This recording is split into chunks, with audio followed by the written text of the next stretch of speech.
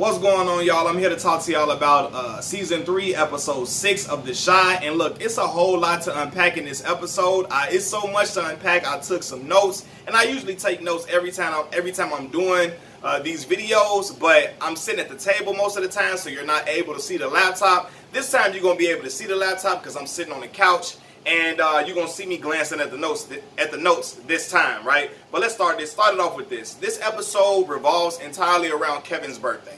Kevin is now a year older. He's going through different life experiences. He has a girlfriend now. It is a glorious time for him. You know, he's celebrating life. But at the same time, it's really not a joyous time all the way because he's faced with the harsh reality that he doesn't know where his sister is at all. He doesn't know her whereabouts. He doesn't know if she's safe.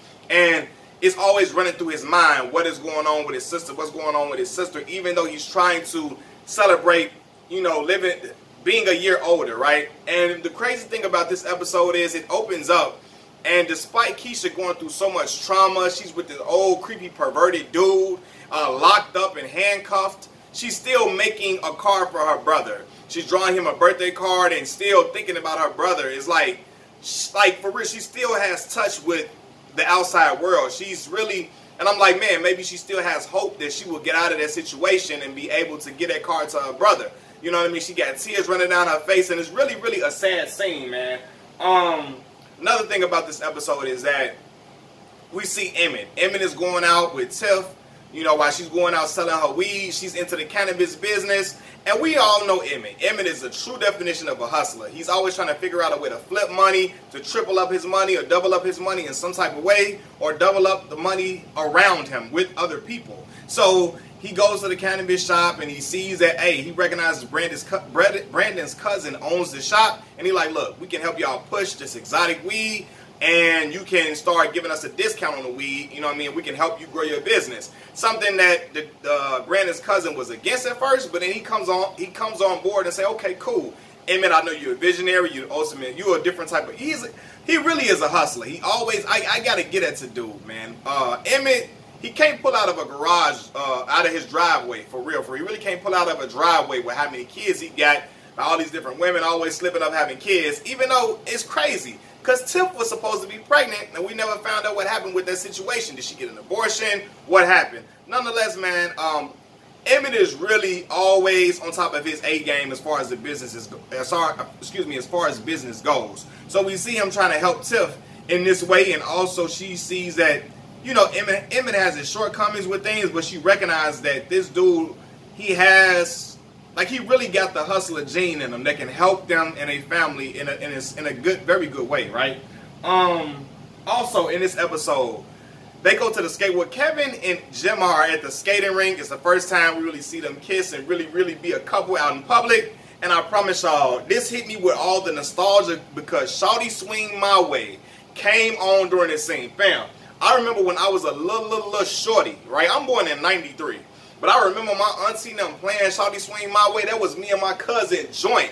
And it just, looking at it like them being at the skating rink and them just having a good time, that's some real Chicago shit for real. Like, excuse my language, that's some Chicago shit for real. I remember going to the skating rink and all the little jams coming through all throughout the skating rink, but at the same time, we was in that juking. I really wasn't in that skating, we was in that juking and all that. If you don't know what juking is, it's where a girl grind up on you and all that, do the slow grind dance or whatever. We was doing that when we were shorties, but that whole scene just takes me back to that whole era in Chicago during that time period, which was a dope thing. Lena Waithe is from Chicago. She knows how to capture Chicago in some very significant ways, right?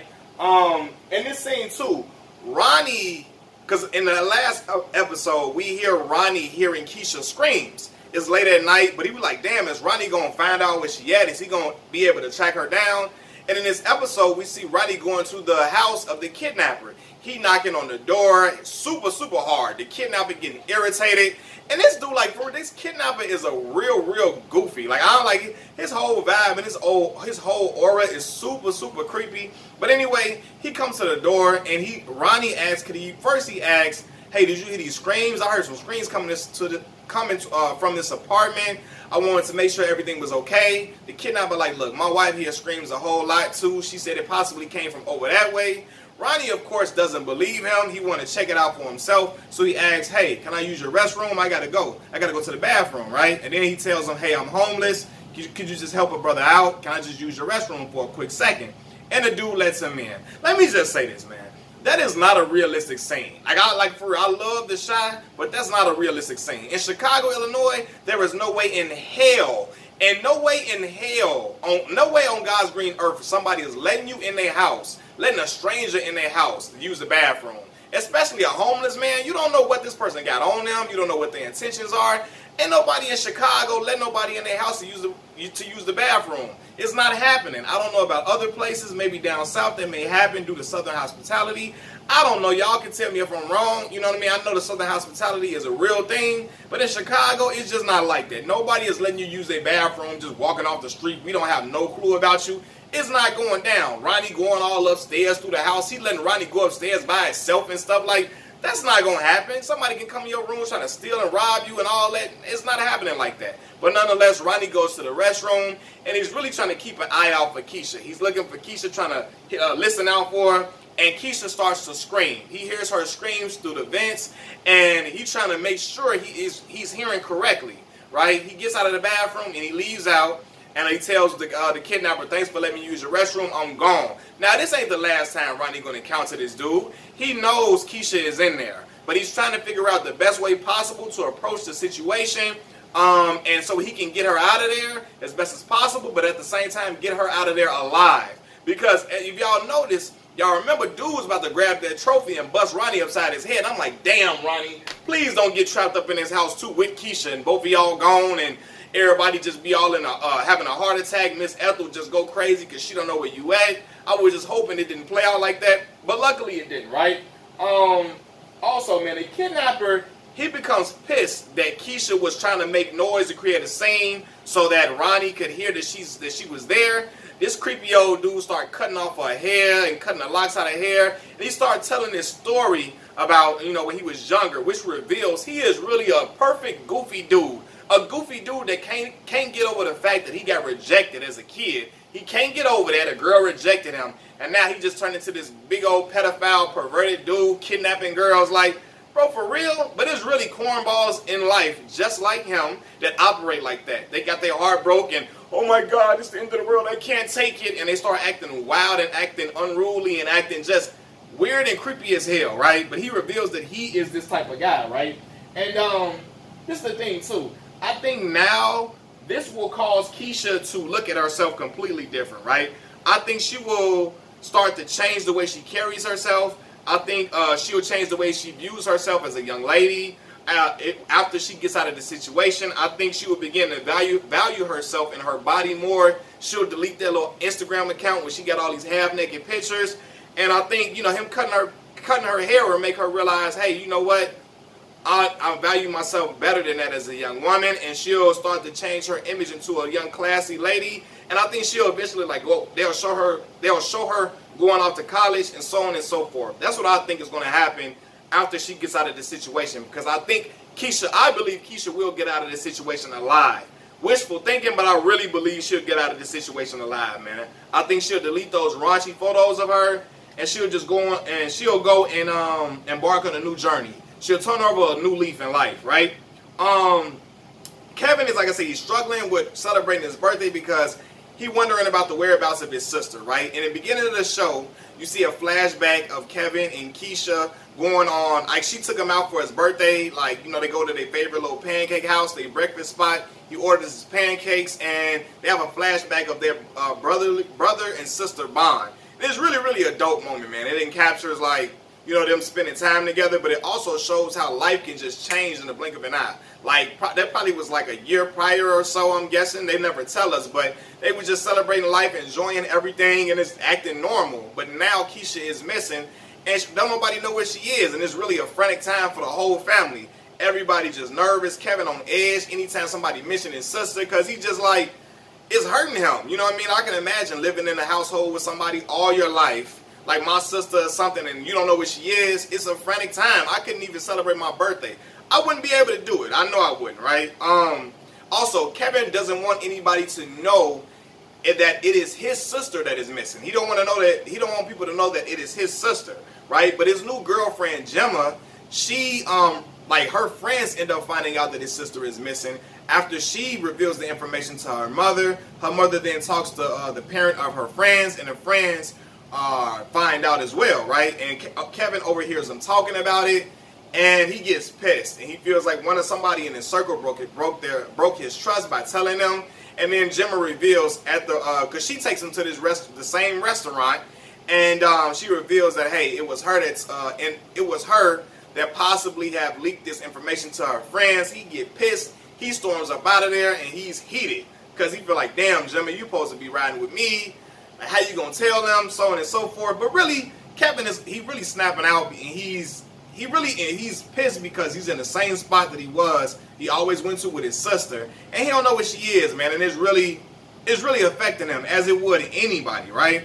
In this episode too, we see that Duda's mother is trying to sabotage him, right? She in the beginning of the episode, she all on camera.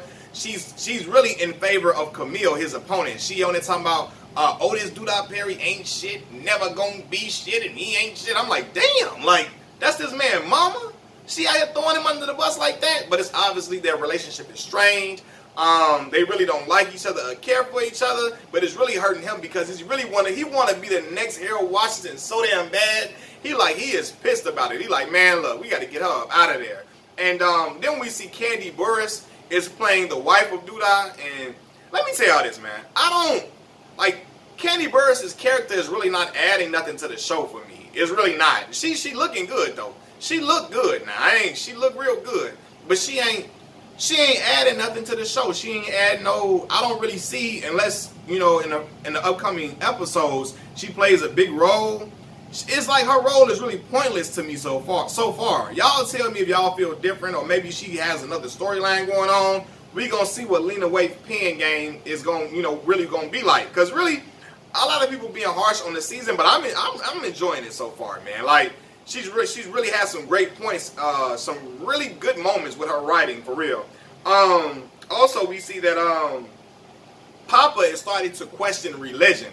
Something that I never thought would happen with his character, man.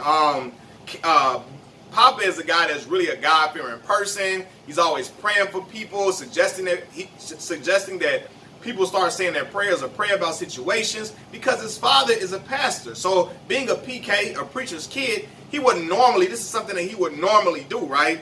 But I really think he's starting to question God because he saw his father accept a bribe from Camille, right? Camille gave him some money. Look, in order for me to speak to your congregation, I'll pay you for me to speak to your congregation and get them to vote for me. And I think that's probably what happened. And Papa realized that, and he feel like, man, his Pop's a fraud. He's supposed to be a God-fearing man. He taking money under the table just to to encourage or influence people to vote for this woman. And it's like, what is going on? He's really questioning, why are certain things happening to the people that he loves the most, or people that's around him. And he think, oh my God, does God really care about everybody? And why is this stuff happening? And he's really starting to lose his faith. And I hope that Papa don't go off the edge, because it's like, I hope with all of him losing his faith, he don't try to go into some wild. If Papa get into the street somehow, I'm going to be done. I'm going to be pissed. Like, no, you don't do that to that character. You leave him how he is. If Jake going to do his wild stuff or whatever, we figured Jake was going to go into that character arc with him being Reg's little brother, but don't have Pop out here running the streets like he a big-time drug dealer or goon. Don't do that to his character at all, right? And let me say this too. I gotta say this. Y'all, everybody out here thinking Reg is still alive, y'all got to stop. Cut it out. Reg is dead. That young man is deceased. Let him go. People trying to oh my God, Reg's still alive. He gonna come out the woodworks later on. He gonna make a grand entrance. Y'all out here treating Reg like he Tupac. Like y'all think he out there living in the mountains somewhere chilling, laid up, smoking weed, and he's just gonna come down from the mountains at a pivotal moment in the show and come save the day or make a drastic move. It's not happening. Barton Fitzpatrick, I don't think he's in the show no more. I think his character has been written off. It is what it is, man. But I don't think he's gonna come back alive. But a lot of people seem to think he's still alive. Y'all tell me why that is in the comment section. I just don't think he's alive, man. What else, man? Trig. Oh yeah, Trig has found some money. Well, yeah, he found some money that Reg allegedly left behind for Jake. But in the process of him finding his money, he beats up one of Doodah's men, because one of Doodah's men has been trailing him and Jake the whole time. Because y'all remember, in the last episode, Jake ran away from Doodah after he see Doodah beat the brakes off dude. Like, I mean, goddamn, was whooping the hell out this dude for saying that he'd never be Harold Washington. And y'all know how Doodah feel about people saying he'd never be Harold Washington. That's his damn idol. Like, he want to be Harold Washington so bad, for real. Like, he really want to be little Harold Washington Jr. And when somebody say he ain't going to be Harold Washington, you going to have hell to pay, right? So he beat the hell out of dude, and Jake ran all the way to Trig's house to be with his older brother. So now, after this point, after Trig has beat one of Doodah's men bad, he reveals that, hey, Doodah's the one that got Reg killed. He knew Reg was going to get hit up. He did nothing about it. He let it happen. He didn't stand in the way of it. He didn't oppose it. He really was like, okay, he just let it happen and let it ride. He reveals this information to Jake.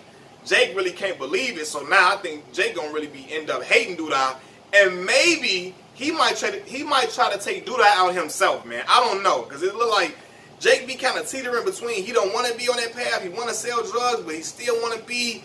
He don't want to be no killer or nothing. But I don't know. This information might lead him down to a destructive path, a real dark path, with his brother revealing that, hey, Doodah's the one that got our brother killed, right? But in the meantime, Trig is trying to develop some type of a brother bond with Jake, right? He been gone out of Jake's life for a very long time, out in Kankakee somewhere. First of all, I don't know nobody who live in Kankakee. I really don't. Like, I be like, damn.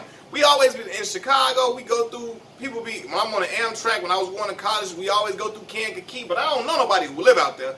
What is out there in Kankakee? For real. But anyway, he been gone for so long that him and Jake don't have no relationship. And Jake reveals that it hurt him because, you know, him and Jake and Reg were forced to fend for themselves, and they got a mother who's heavily drug addicted. You know what I mean? She's really out on crack real bad, right? And so you're like, man, you was the only person who would fill that father void that was left in our home, but you left us. So now Trig is forced to deal with the consequences of him leaving, even though he was just a young boy, but he was forced to be in a father role because their father wasn't there for them. So he's trying to deal with the fact that, hey, Jake is pissed off about me being gone, but I got to earn his trust now. So he's going through that too, right?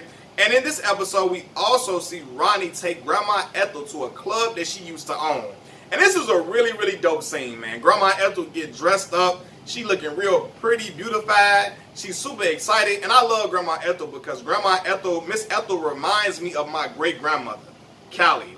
She reminds me of my great-grandmother so much. I mean, from her appearance. My great-grandmother was smaller than her, but they got the same skin complexion. I mean, the same facial features, like, for real. She really reminds me of my great-grandmother, man. Even from how she be cussing and stuff, my great-grandmama was just like that. Off the chain, but a loving person, for real. But she gets all dressed up.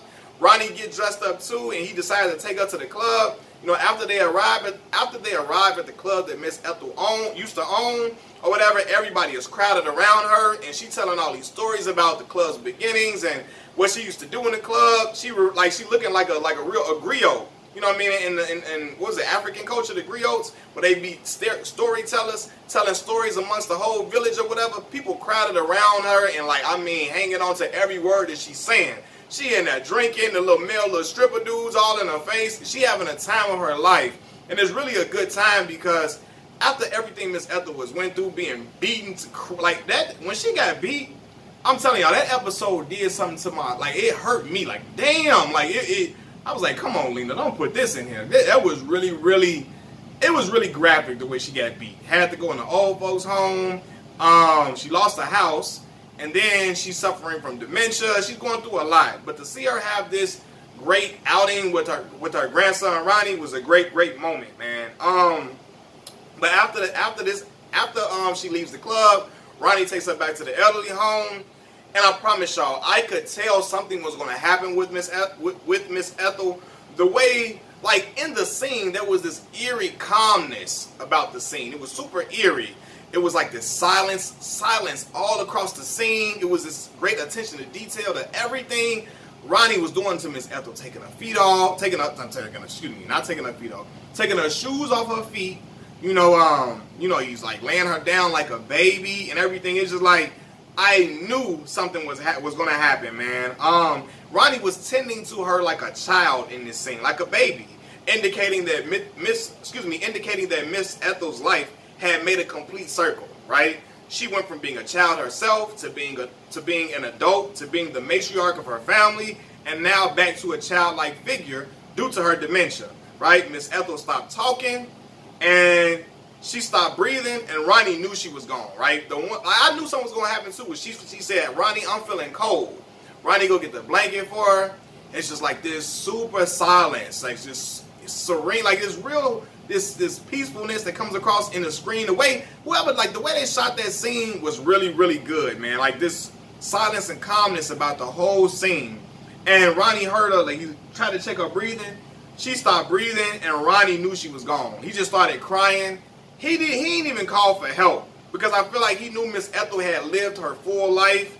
And this whole episode was just a great ode to her character. For real, it was a great ode to her character. We really see her being vibrant again after, she'd been in this old folks home and she'd been off screen sometimes. So it's kind of like she was experiencing a lot of the dementia. So you're like, oh my God, Miss Ethel is getting sicker and sicker. But it was great to see her lively once again, right?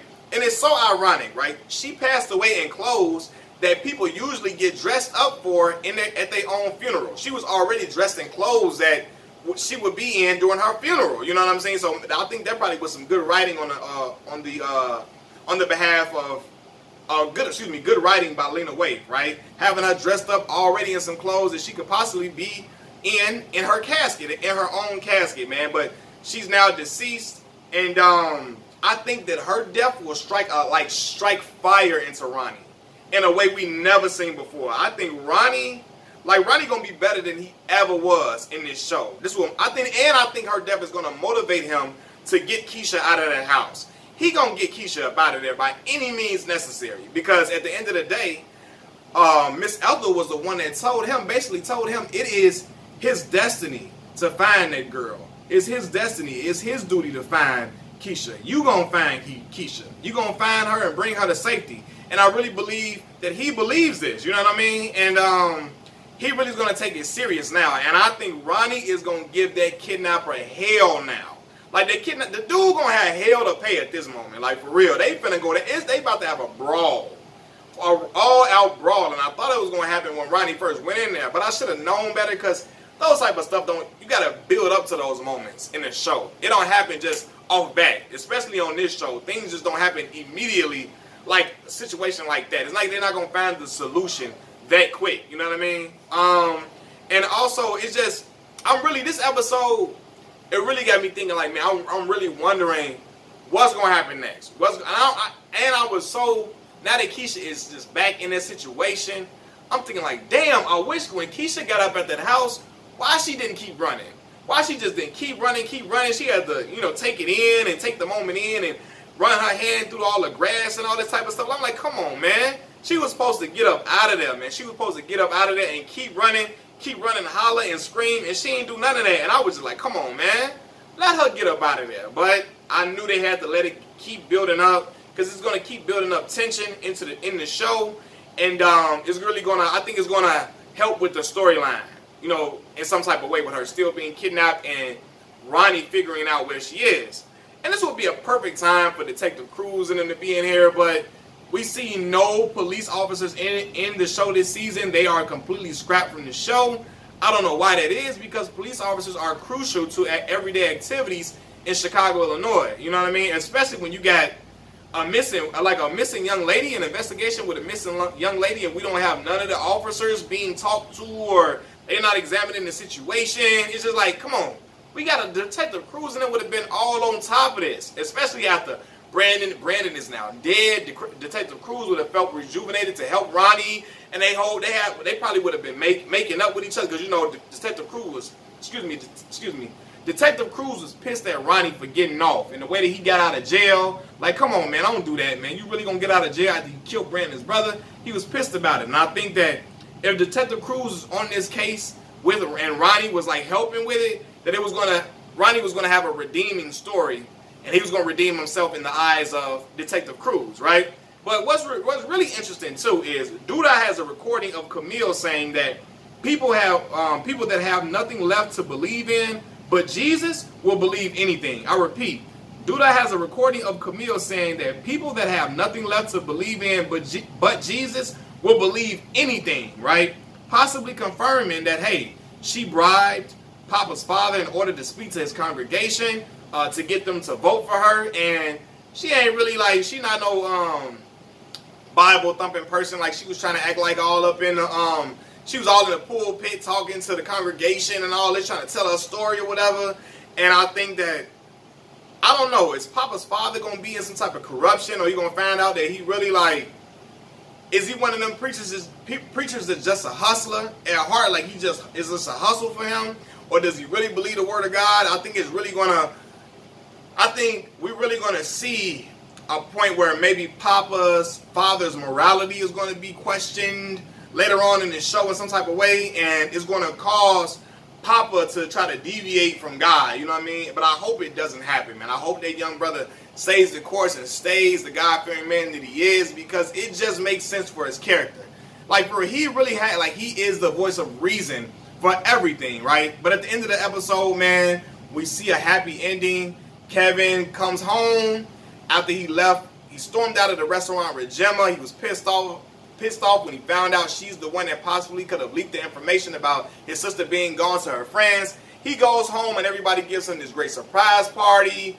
Everybody's just greeting him with open arms and everything like that, and he's excited. It's a good time for him, right? He can celebrate his birthday with, even Emmett is there. Emmett's woman Tiff is there. This is gonna be it's a joyous moment for him, right? But going forward, I really want to see what's going to happen with Tiff and Emmett. What's going to happen with is their relationship going to be tested? Because at the terror reading the old fake Miss Cleo, trying to create some fake drama and bullshit with them, like reading the cards and she's trying to hustle them for weed by giving her a card reading. Like, I'm like, come on, Tiff, you smarter than that. Don't fall for that. But she does, and you know, Emmett is pissed, and I don't know, but is he going to start messing with Lala? So on and so forth. What's going to happen, man? I'm interested to know how this is going to play out. Machiavelli Mills TV, y'all let me know what y'all think. Peace.